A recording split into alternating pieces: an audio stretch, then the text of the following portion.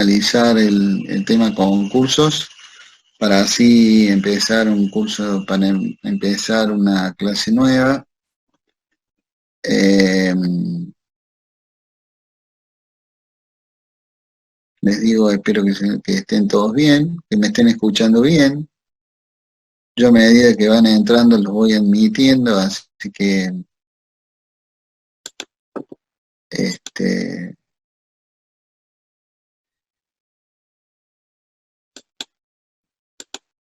si alguien me da el ok de que me están escuchando bien, me quedo tranquilo y arranco. Sí, profe, se escucha. Perfecto, gracias. Bueno, arrancamos un poco por donde creo que habíamos dejado la última clase, que era... previo a eso le hago una pregunta. ¿Alguno está grabando las clases? Pregunto.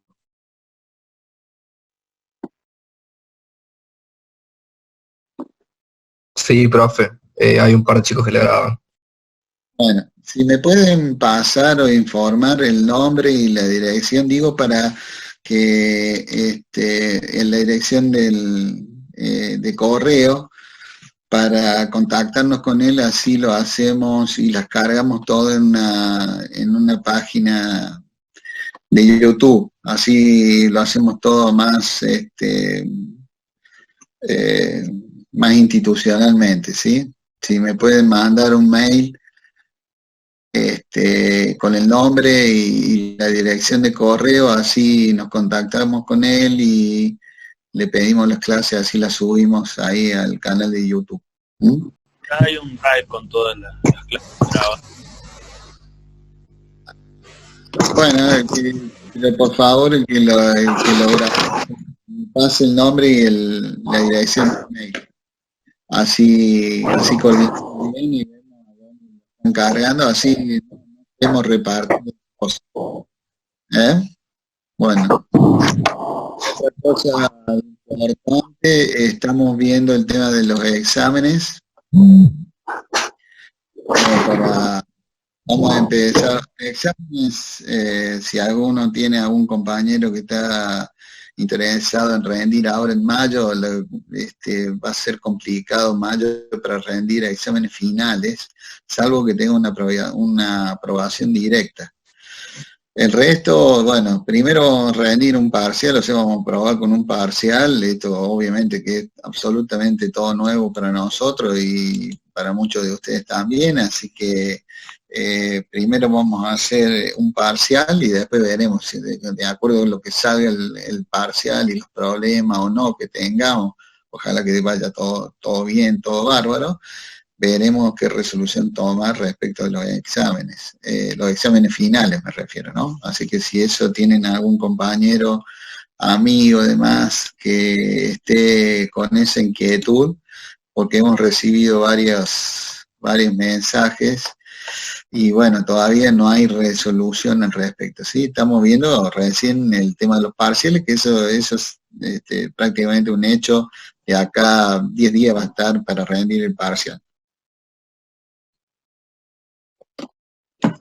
Eh, Prácticamente eso está. Tuvimos una prueba el, el 1 de mayo y anduvo bastante bien, así que salvo algunos pequeños ajustes, anduvo bastante bien. Bueno, entonces, arrancamos el tema de donde habíamos quedado, la última parte de concurso de quiebra. ¿Mm?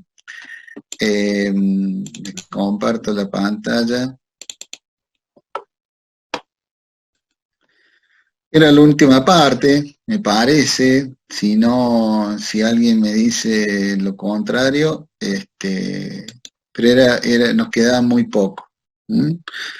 Eh, Estamos ya en lo que era quiebra, ¿sí?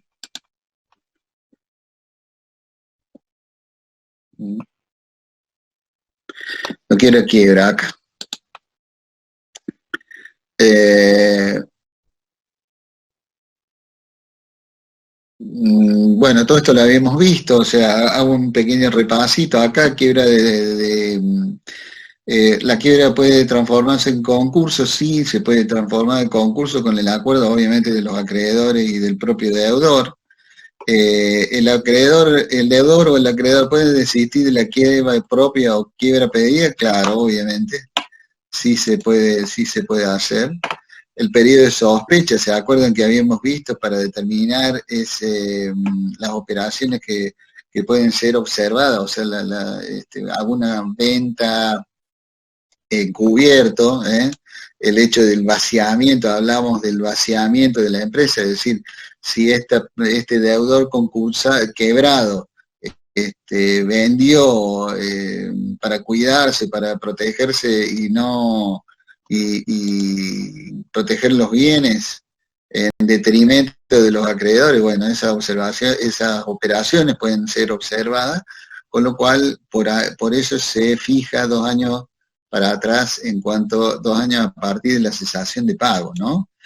Entonces, eso también es importante.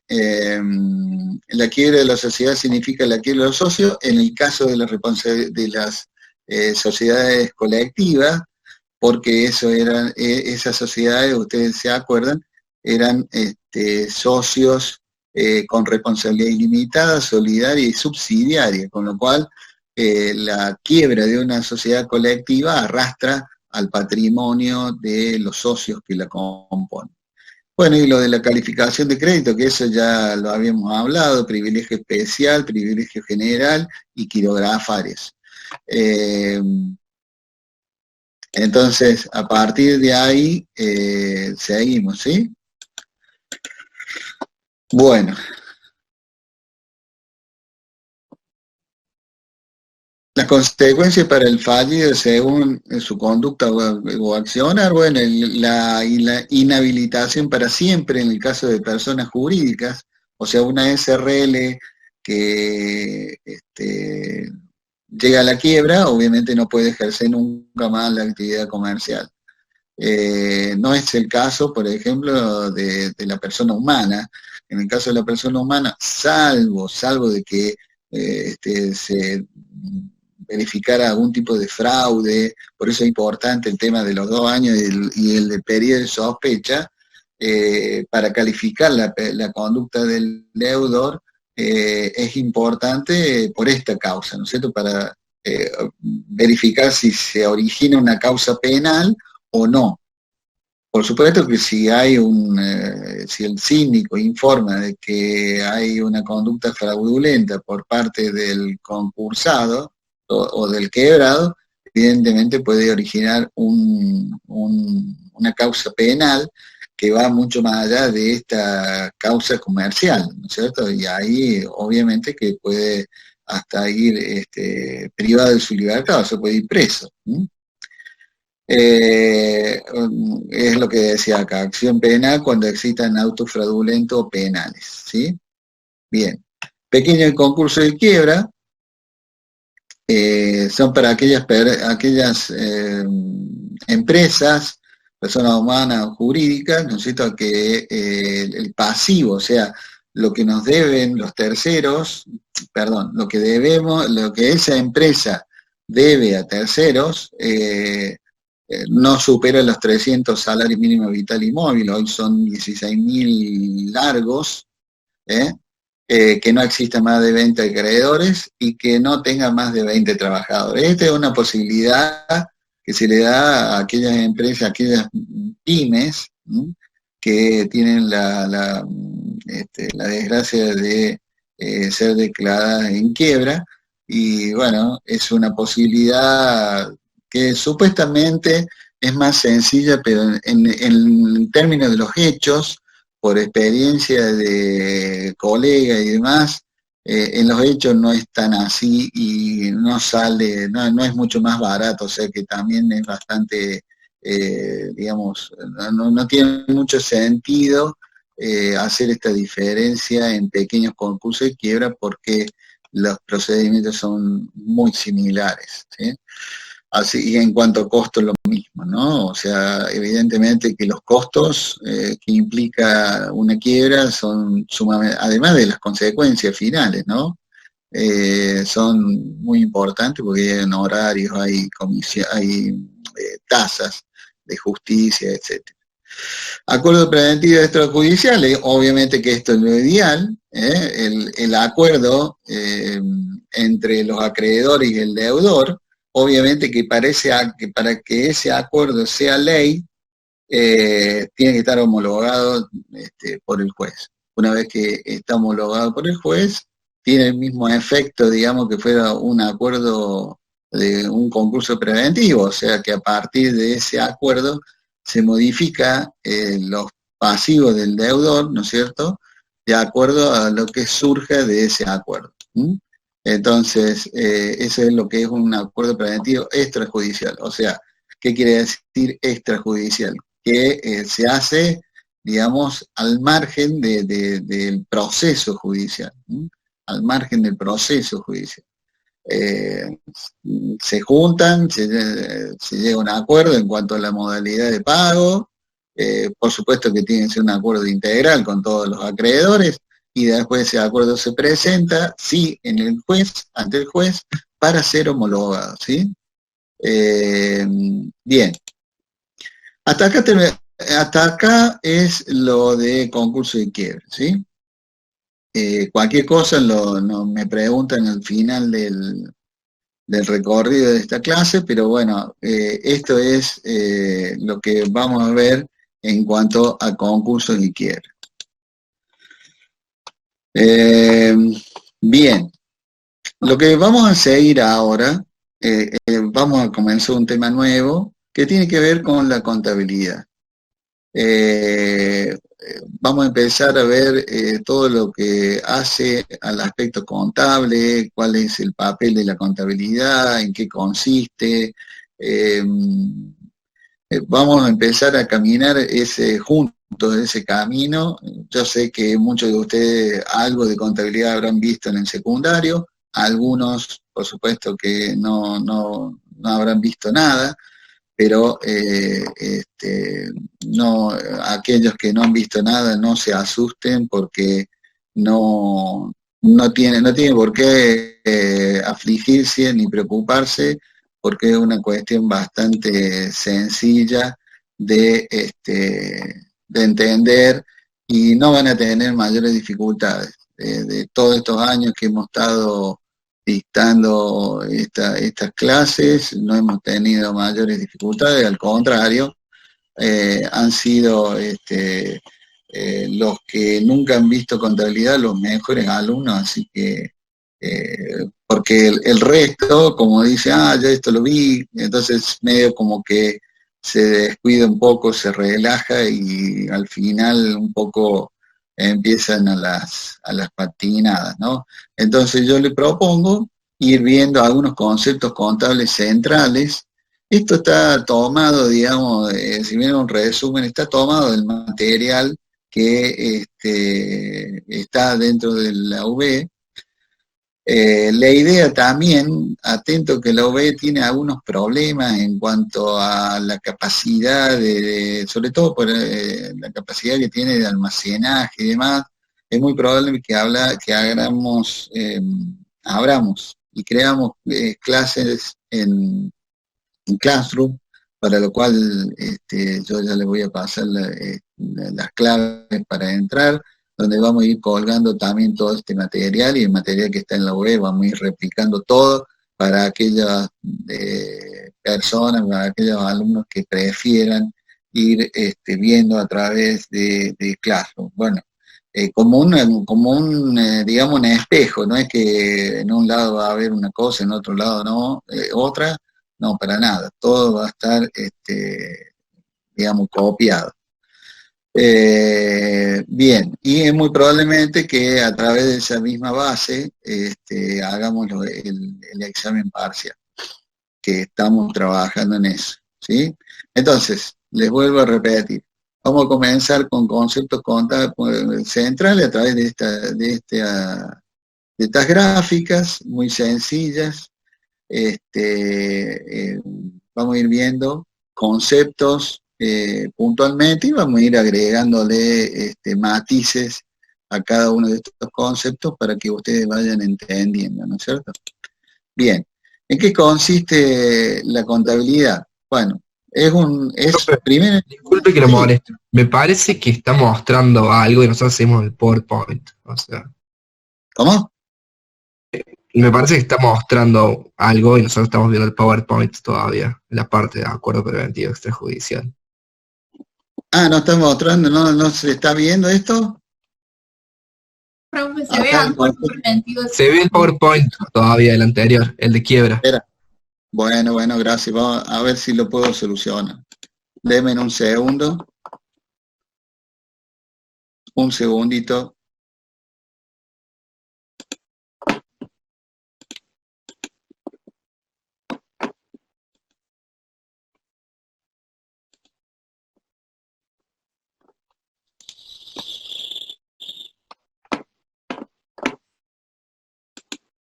Deme un segundo. No se me vayan. A ver si lo podemos solucionar. ¿Mm? Bien.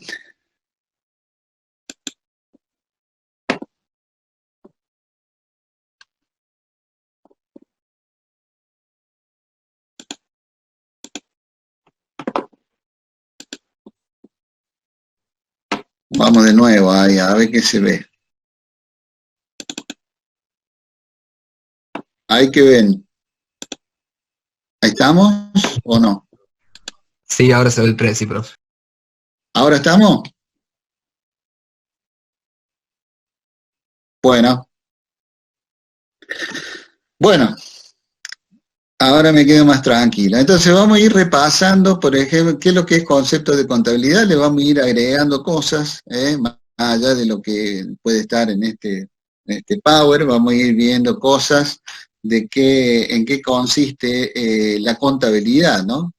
Dice un sistema de información de la empresa que se encarga de registrar y sintetizar hechos económicos. Bueno, ahí en esas dos frases obviamente que hay un montón de cosas para comentar. Un sistema de información, eso ya lo vimos nosotros en las primeras clases, con la contabilidad como sistema, ¿no es cierto?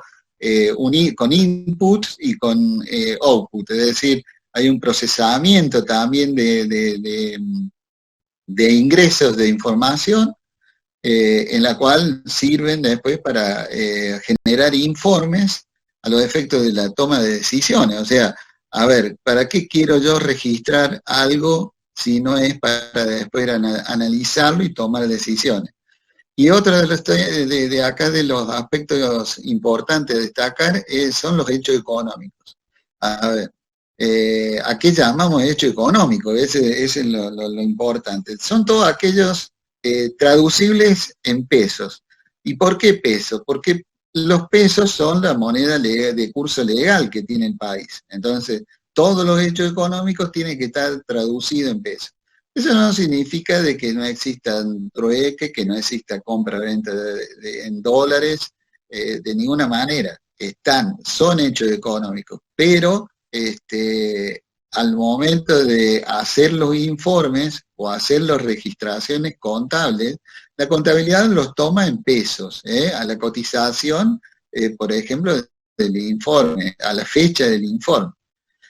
¿A qué llamamos hechos económicos? Bueno, es todo lo que implica la transferencia de dinero, de bienes entre personas, ya sea personas humanas, personas jurídicas, no solamente, ya les digo, en cuanto a pesos, sino también puede ser en trueques. Así que a esos hechos económicos se refiere. Ahora, ¿qué hecho económico le interesa a la contabilidad? Y vamos a ir con algunos ejemplos. Un empresario paga la escolaridad de sus hijos, ¿sí? ¿Representa un hecho económico? Sí, claro, representa un hecho económico, pero ¿es un hecho económico que a nosotros, a la contabilidad de la empresa le interesa? No. ¿Por qué? Porque es algo es privado de la persona, o sea, de la actividad privada, de la vida privada de la persona. Entonces, por eso, al al principio de año hacíamos hincapié en la necesidad de dividir lo que era el patrimonio y el giro comercial de la empresa con el patrimonio particular y, por supuesto, los hechos económicos particulares de los empresarios, ¿sí? Entonces, si bien hay hechos económicos como ese, como el pago, por ejemplo, de un impuesto a la vivienda, que es un impuesto que paga el empresario en forma particular, es un hecho económico, pero es un hecho económico que a nosotros no nos interesa acá en la contabilidad de la empresa, ¿sí? Eso es un tema sustancial a ver.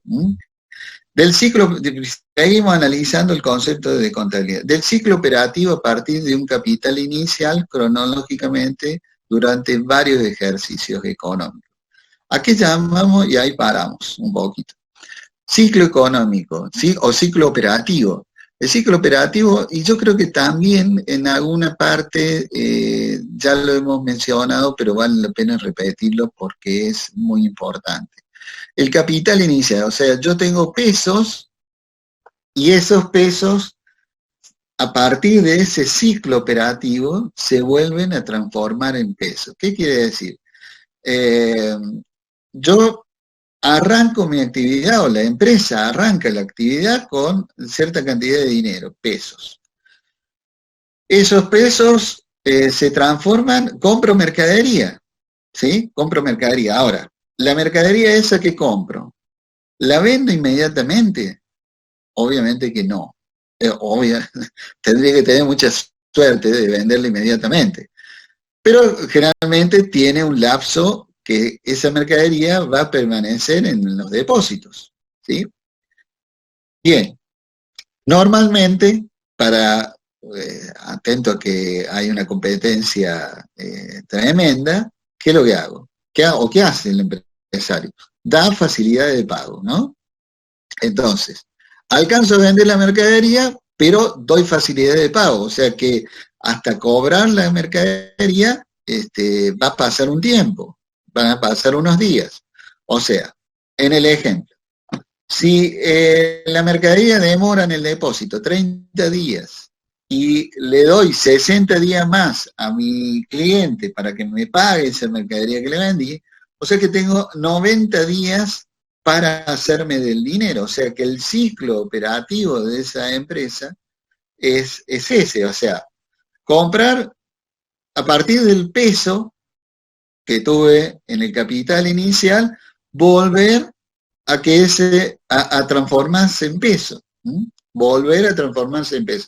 Ese es el ciclo operativo a que hace referencia el concepto de contabilidad. Es decir, la registración que implica esa compra de mercadería, esa venta de mercadería a plazo, y la registración y control de todo eso, ya sea del inventario o del control de cobranza. O sea, ese es lo que a lo que se llama ciclo operativo.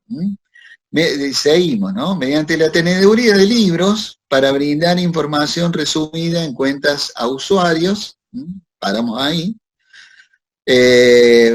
Evidentemente, la contabilidad usa algunos procedimientos técnicos, ¿no es cierto?, que sobre todo unificados para que toda persona y a eso se le denomina usuarios, pueda, a través de la lectura de esa información que brinda la contabilidad, pueda tomar resoluciones o tomar algunas medidas, ¿sí?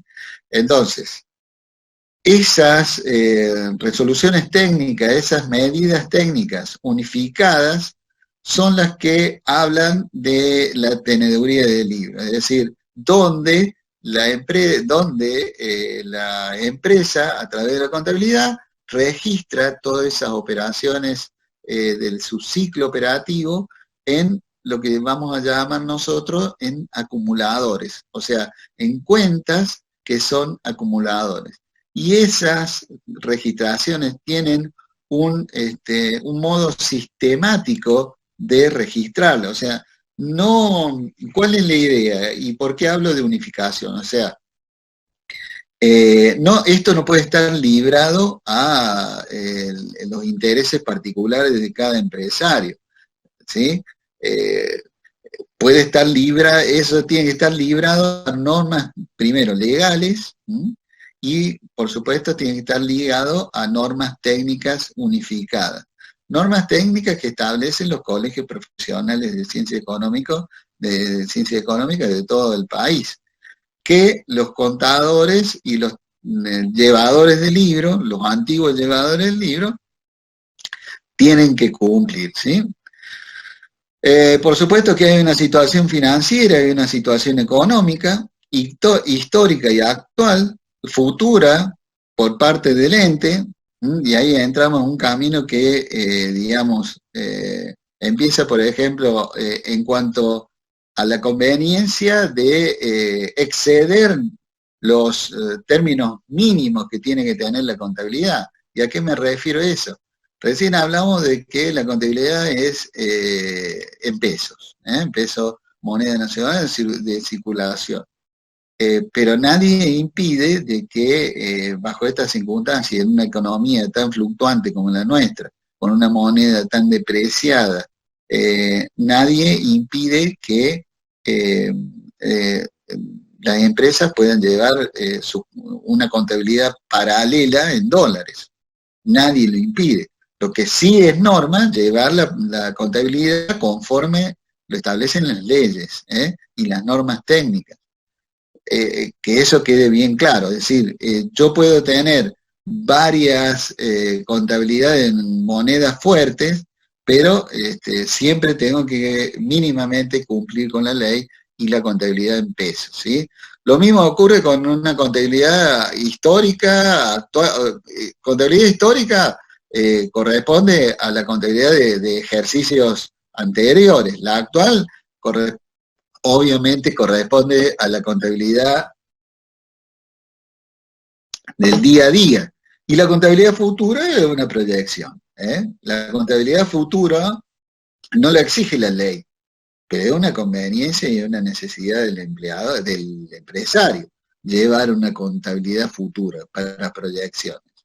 Entonces, no solamente la contabilidad se circunscribe a lo legal que hay que cumplir, sino que la contabilidad abarca mucho más allá de lo legal, sino todo aquello que sirva para tomar decisiones al empresario, tanto en una moneda firme, en una moneda estable, como puede ser el dólar, o la proyección y la presupuestación de cifras a lo largo al futuro, ¿no?